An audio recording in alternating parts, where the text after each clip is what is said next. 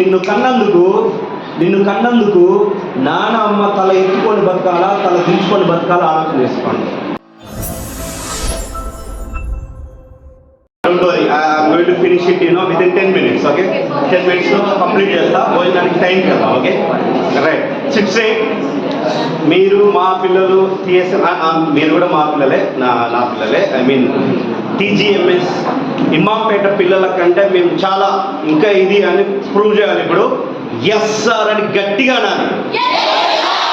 ఇంకా very good. SIT down. What is that? 6 yeah. So ఇప్పుడు నేను ఏం చేస్తా అంటే ఒక పాట నేర్పుతా. పాట నేర్పిన తర్వాత వాల్యుబుల్ పాయింట్స్ ఒక 5 చెప్తా for 10 minutes. Don't worry, okay? If you can't believe time set చేసుకో, 10 minutes కంప్లీట్ చేస్తాం, okay? Yeah sir, thank you for this opportunity. Thank you ma'am for this opportunity. I'm very happy to get your students because these people are our students. Now ఎంతమందికి పాటలు పాడడం వచ్చు? How many of you know? అంటే ఇక్కడ singers ఉంటాయి. ఒకటి బయట స్టేజ్ల మీద సింగింగ్ కాంపిటీషన్ వచ్చిన పాడేవాళ్ళు, రెండోది ఏంటిది బాత్రూమ్ సింగర్స్, ఓకే? స్నానం చేసుకుంటూ బాత్రూమ్ సింగర్స్ ఉంటామంటే వాళ్ళు కూని రాగం తీసేవాళ్ళు, ఓకే? సో ఇప్పుడు నేను మీకు హిందోళ రాగం పాట నేర్పిస్తా, ఓకేనా? What is it? దీంట్లో రీ ఉండదమ్మా, ఎవరు కంగారు పడద్దు. యాక్చువల్గా సా రీ గా మా పాద నిసా కదా, రీ ఉండదు దీంట్లో. రీ ఏది సార్ అనొద్దు ఎవరు. ఎందుకంటే హిందోళ రాగంలో రీ ఉండదు. చెప్పండి. సా గా మా దాని సా, సా గా మా దాని సా, సాని దామా గసా. సో ఈ గమకాలు ఒక 2 లైన్లు పాడిపిస్తా, తర్వాత నేను చెప్తాను మీకు, ఓకేనా? సా గా మా దాని సా పాడండి. సాని దామా గసా. మేడం కంగ్రాచులేషన్స్, మీ పిల్లలు గుడ్ లిజనర్స్. ఇన్ని నేను మోటివేషన్ క్లాసెస్కి వెళ్ళాను. నేను ఒక 5-6 motivation classes. First time first లైన్లోనే ఇంత మంచిగా ఎవరు పాడలేదు. గట్టే క్లాస్ కొట్టండి.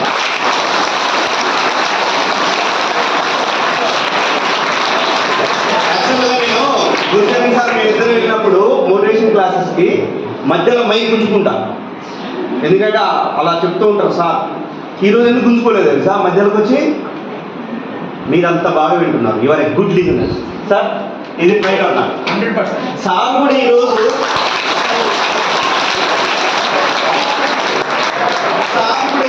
ఎంత తన్మయత్వం అంటే ఎంత హార్ట్ఫుల్గా చెప్తున్నారంటే మీకు మధ్యలో మైక్ ఇవ్వలేదు.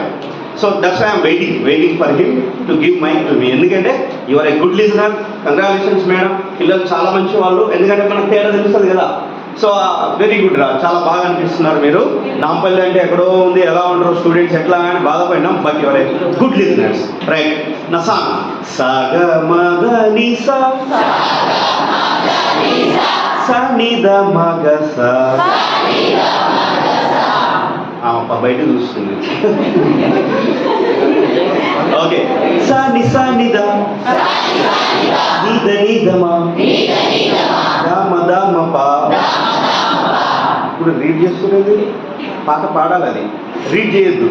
సా ని ద ని ద ని ద మా గా మ ద మ పా సా గా మ ద ని సా. రైట్. అది ఇప్పుడు వెళ్ళేటప్పుడు పాడేటప్పుడు డాగ్స్ ఉన్నాయో చూసుకొని పాడండి. ప్రాబ్లం అయింది. Now let us come to the point.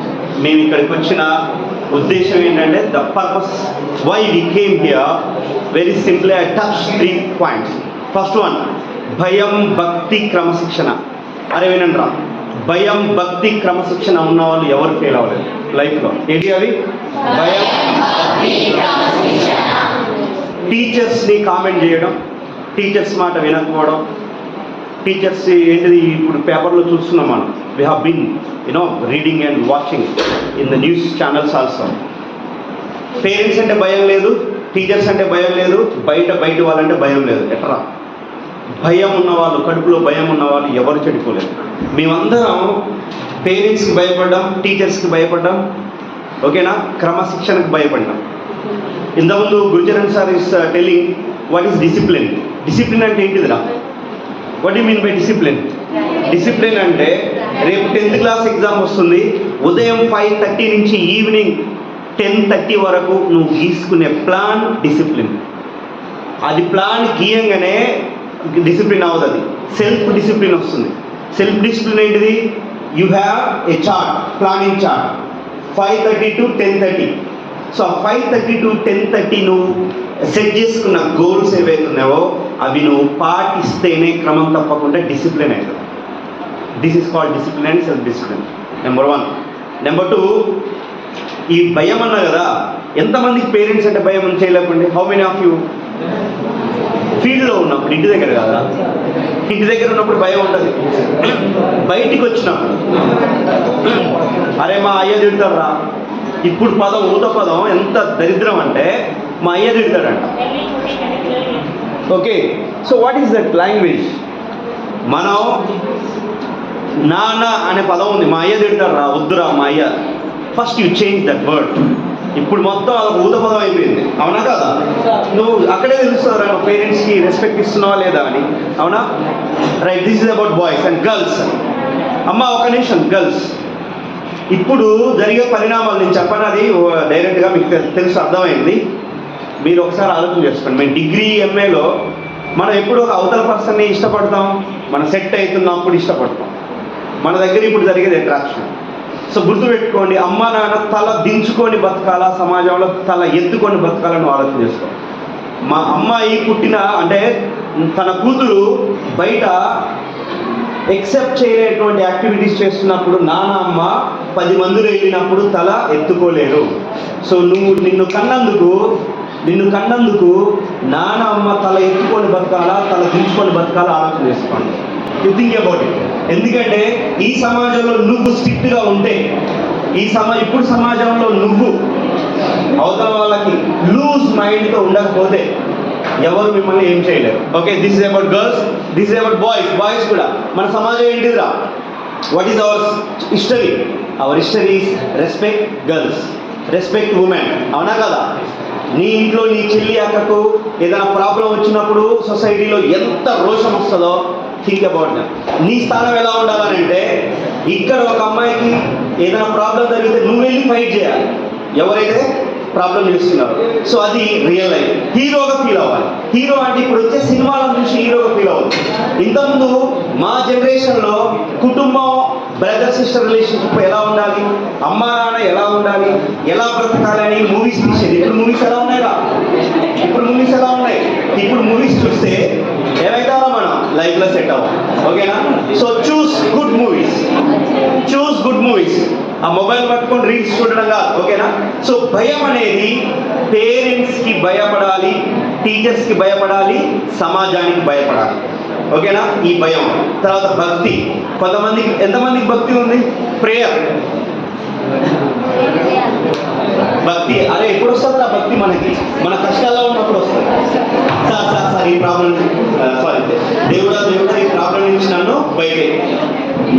June నుంచి ఇప్పటి వరకు చదవం, పోయి ఎగ్జామ్స్ అప్పుడు రేపు వెళ్ళి గుడికి పేపర్ ఈజీగా రావాలి. సార్ ఎగ్జామ్ అక్కడ సెంటర్లో మీరు అటెండ్ లేదు కదా, మీకు పేపర్ తెలుసా చెప్పవా?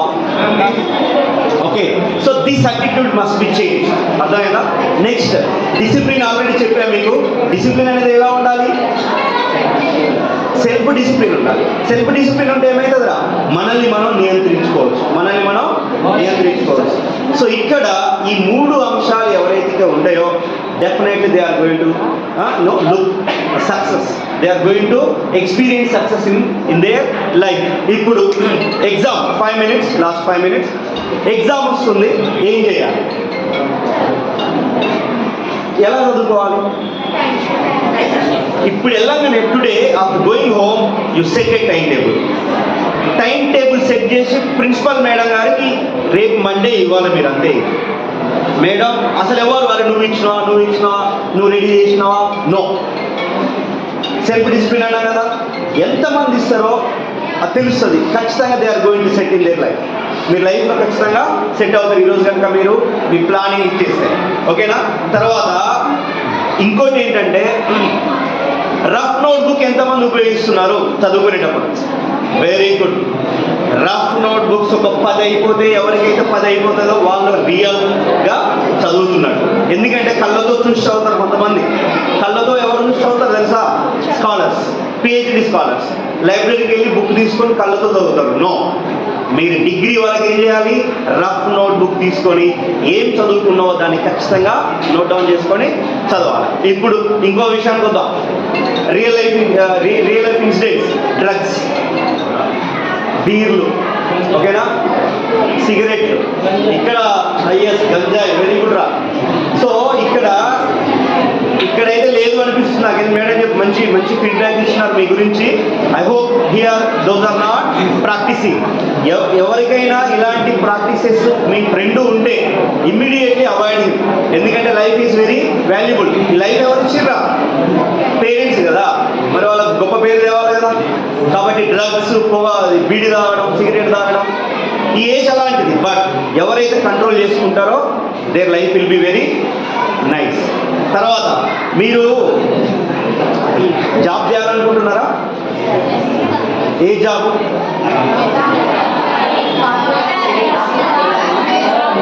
రైట్. మై లాస్ట్ సజెషన్, ఇప్పుడు సమ్మర్లో ఎగ్జామ్ అయిపోయిన వెంటనే టైప్ రైటింగ్ నేర్చుకోవడానికి వెళ్ళండి. And yes, very good, type రైటింగ్కి వెళ్ళండి రా. తర్వాత కంప్యూటర్ నేర్చుకోండి సమ్మర్లో. ఇంటర్మీడియట్ అయిపోయే లోపు టైప్ రైటింగ్ అండ్ కంప్యూటర్ ఈ 2 నేర్చుకుంటే, ఈ టైప్ రైటింగ్ నేర్చుకున్న తర్వాత, కంప్యూటర్ నేర్చుకున్న తర్వాత ఇంగ్లీష్, స్పోకెన్ ఇంగ్లీష్ క్లాసెస్, ఈ 3 వస్తే నువ్వు లైఫ్లో ఫెయిల్ అవ్వవు. నీ కాన్ఫిడెన్స్ లెవెల్స్ పెరుగుతాయి. కాన్ఫిడెన్స్ ఎప్పుడు పెరుగుతుందిరా? కాన్ఫిడెన్స్ ఎప్పుడు పెరుగుతుంది? మనకి ఏదైనా నేర్చుకున్నాం. టైప్ రైటింగ్, కంప్యూటర్, ఇంగ్లీష్ వచ్చిందనుకో, నో వన్ కెన్ స్టాప్. అస్సలు మీ కాన్ఫిడెన్స్ లెవెల్స్ మీరు అలా వెళ్ళిపోతున్నారు. అండ్ లాస్ట్ 2 ఇన్సిడెంట్ చెప్తాం.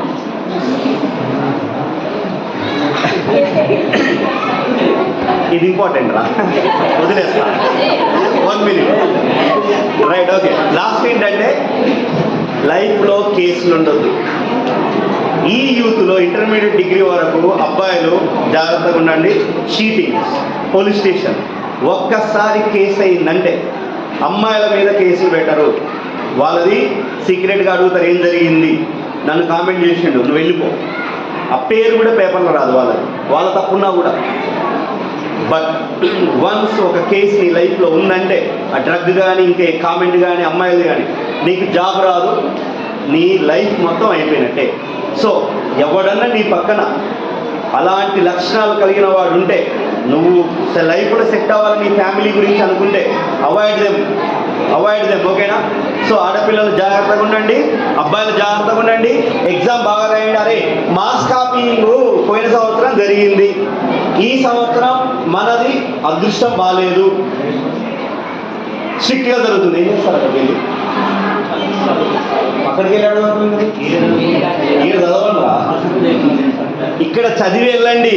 లాస్ట్ ఇయర్ జరిగింది మార్క్స్ కాపీయింగ్ అనుకుందాం, ఈ సంవత్సరం కలెక్టర్ ఫోన్ వెళ్ళిపోయింది, ఇన్విజిలేటర్స్ లూజ్ చేస్తే జాబ్ పీకేస్తా అన్నాడు.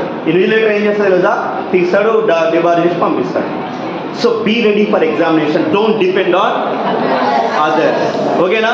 సో ఈ పాయింట్స్ మీకు హెల్ప్ అవుతాయి అనుకుంటున్నా. And our Gurucharan sir told you already. Environment అంటే మనం ఉండే వాతావరణం. నేను మన ఒక ప్రిన్సిపల్ ఉన్నప్పుడు ఒక కేసు వచ్చింది, అమ్మాయి అబ్బాయి కేసు. అమ్మాయిని ఒకటి క్వశ్చన్ అడిగిన, మీ ఫ్యామిలీలో ఇలాగే చేస్తారా? డైరెక్ట్ అన్నా, ఏమన్నా తిట్టుకుని, ఏంటిలో ఆ మాటలు ఏంటి, నీ ప్రవర్తన ఏంటిది, నీ ఫ్యామిలీ బ్యాక్గ్రౌండ్ ఇదా, డైరెక్ట్ అన్న తిట్టని అని. సో ఎన్వైరన్మెంట్ అంటే ఏంటంటే, నువ్వు వచ్చిన ఫ్యామిలీ బ్యాక్గ్రౌండ్ నువ్వు సమాజానికి చూపెట్టాలి. నువ్వు వెల్ బిహేవ్డ్ అయితే మీ అమ్మ నాన్న, మీ ఇంట్లో వాళ్ళంతా వెల్ బిహేవ్డ్. నువ్వు పిచ్చి చేస్తే ఆ ఫ్యామిలీ పిచ్చుకున్నట్టు. నేను ఓపెన్గా మాట్లాడతాను. తర్వాత ఎడ్యుకేషన్ అంటే నేను చెప్తా, ఎడ్యుకేషన్ అంటే నువ్వు నేర్చుకున్నది క్లాస్ రూమ్లో అప్లై చేయాలి సొసైటీలో. ఎడ్యుకేషన్ అంటే ఏంటిదిరా? క్లాస్ రూమ్లో ఇప్పుడు ఇవన్నీ చెప్పినాం, ఇవన్నీ చేయొద్దని. సొసైటీలో నువ్వు అప్లై చేసినప్పుడు ఎడ్యుకేషన్ అది. నువ్వు సర్టిఫికేట్ ఎన్ని మార్కులు వచ్చినాయి అన్నారు, ఓకేనా? రైట్. Last one, experience. నీ ఎక్స్పీరియన్సే నీకు పాఠాలు, అవునా? లాస్ట్ వీడు ముఖం మడుస్తాడు. లాస్ట్, ఇదే last right, no last right. Last ఏంటంటే తెలివైన స్టూడెంట్ నష్టపోయిన తర్వాత ఆలోచించడు. తెలివైన స్టూడెంట్ ఎప్పుడైనా ఏం చేస్తాడు, నష్టం రాకముందుకు ఏం జరుగుతుంది అని ఆలోచించుకొని ముందే బెస్ట్గా ప్లాన్ చేసుకుంటాడు. ఓకేనా? లాస్ట్ గుడ్ బై రా. Okay, thank you ma'am, thank you so much for this opportunity.